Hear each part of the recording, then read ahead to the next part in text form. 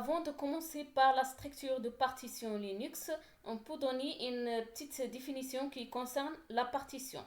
Donc le système de fichiers est découpé en partitions qui sont comme des disques virtuels. Généralement, chaque disque du système contient au moins une partition qui est une structure de bas niveau dans laquelle résident les répertoires et les fichiers. Avec cette architecture, un grand nombre de systèmes de fichiers ont été développés pour Linux, mais ici on va se contenter d'étudier la structure de la partition OXT2. Cette partition se fait en groupe de blocs qui est composé tout d'abord d'un bloc boot utilisé lors du démarrage du système, puis un ensemble de groupes de blocs. Chaque groupe contenant des blocs de données et des inodes enregistrés dans des pistes adjacentes. Comme nous voyons dans ce schéma, boot, c'est un bloc d'amorçage du système d'exploitation et de description de la partition. Superbloc représente l'état du système de fichiers comme les informations sur le nom et la taille de la partition. La taille d'un bloc, le nombre des nodes, le nombre des nodes libres et le nombre de blocs libres.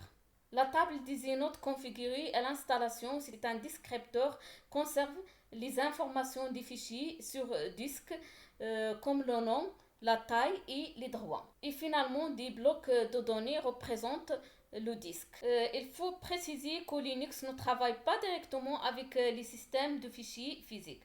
En effet, Linux interpose systématiquement un système de fichiers intermédiaire qui s'appelle Virtual File System.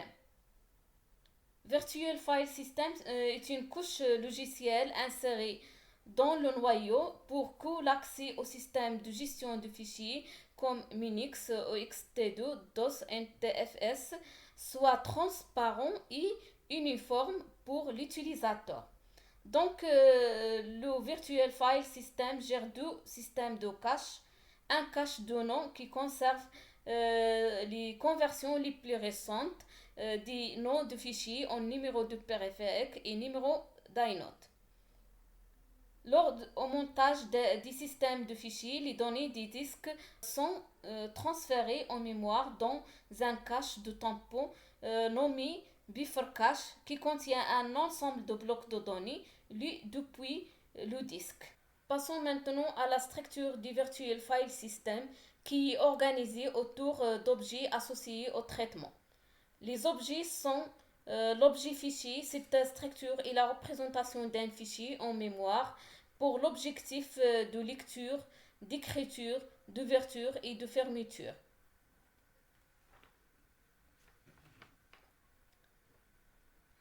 Objet d'entrée nous permet de mémoriser les entrées de répertoire lors de la recherche et d'effectuer le lien entre les nodes et le nom du fichier. L'objet inode, cette structure décrit de manière unique chaque fichier et répertoire du système de fichiers.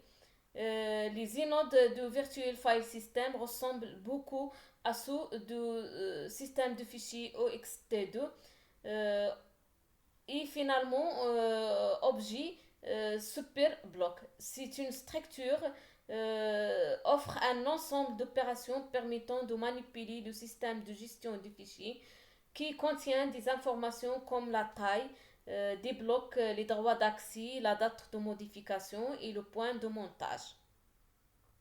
Un processus ne manipule pas directement un fichier, mais il manipule un fichier par l'intermédiaire de son descripteur de fichier. C'est tout simplement un outil qui représente un fichier au sein d'un processus, c'est-à-dire comme une interface entre le processus et le système de fichiers. Chaque processus possède une table, ce qu'on appelle une table de descripteur de fichiers, c'est-à-dire un ensemble des entrées.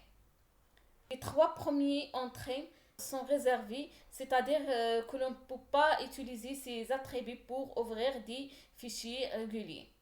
Alors nous avons déjà eu l'occasion de connaître le descripteur 0 stdn qui représente l'entrée standard. Descripteur 1 stdout qui indique la sortie standard.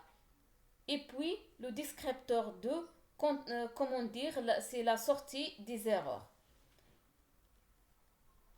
Les entrées restantes indiquent les processus peuvent les utiliser en cas où ils manipulent les fichiers. Chaque entrée de cette table pointe vers un objet fichier. Chaque objet fichier pointe à son tour vers un objet d'entrée qui pointe à son tour vers l'objet inode du fichier. Ici, le champ fs pointe sur un objet fichier qui correspond au répertoire courant.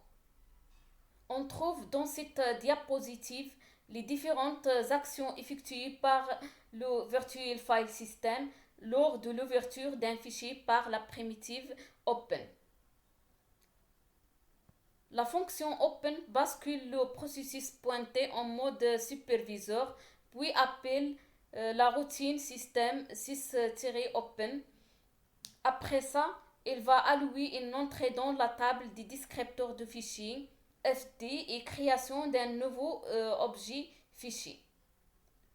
Puis l'obtention de l'inode associé au fichier objet. Bien sûr, l'inode contient toutes les informations relatives à un fichier. C'est pour ça qu'on a besoin d'accéder à l'inode d'un fichier.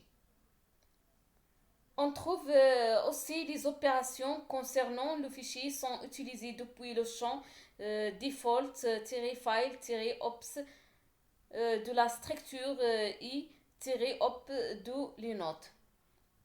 Après ça, l'appel de la fonction open de l'objet fichier pour réaliser l'ouverture physique du fichier en fonction des types des systèmes de gestion de fichiers. Et finalement, l'index de l'entrée de la table FT pointant sur l'objet fichier est retourné à l'utilisateur. Les valeurs de descripteur de fichier FT sont tout simplement les valeurs retournées par la fonction Open. Nous avons déjà vu que le buffer cache est géré par le Virtual File System. Donc, c'est quoi un buffer cache? La mémoire tempo ou buffer cache en anglais sert à stocker temporairement les données dans la mémoire physique. Le système maintient une liste de tampons mémoire qui joue le rôle de cache pour les blocs des disques et permet de réduire les entrées-sorties.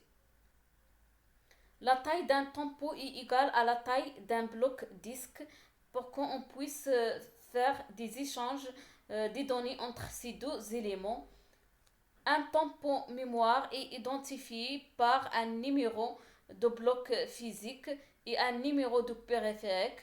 Lorsque le système voudrait lire un bloc depuis le disque, alors il cherche d'abord si le bloc est déjà présent dans la liste des tampons mémoire. Sinon, il va copier le bloc disque dans le tampon libre au cas s'il existe des tampons mémoire vides. Si tous les tampons mémoire sont occupés, dans ce cas, il libère un tampon en choisissant le moins récemment accédé.